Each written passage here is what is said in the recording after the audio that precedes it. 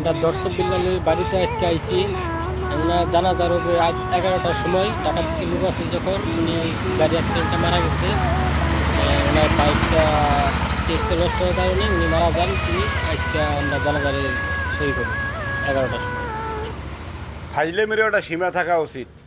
অথচ বেলাল ভাই যদি মারা যেয়ে থাকেন তাহলে ইনি কে? অনেকেই বলতেছে যে বিলাল ভাই নাকি বাইক অ্যাক্সিডেন্টে মারা গেছে, তাহলে আমার সাথে যে আছে সেটাকে বিলাল ভাই যে মিথ্যা যে একটা কথা যে ছড়াইতেছে, আপনার ফ্যান ফলোয়াররা আমাকে কল দিতেছে যে আসলে ঘটনা সত্য কি না, এই বিষয়ে আপনি কিছু বলুন। বিউ ব্যবসা খারাপ না, মানে লিমিটটা ঠিক রাখতে হবে। বিলাল বাইরে নিয়ে বিউ ব্যবসা করে ভালো, আর মানুষ মরে গেছে এটা নিয়ে বিউ ব্যবসা যারা করে সাবধান হয়ে যাও। হায়রে ফেসবুক, হায়রে কন্টেন্ট ক্রিয়েটার। একটা জীবিত মানুষকে মৃত বলে ঘোষণা দিতেও মানুষের বিবেকে এতটুকু বাধে না।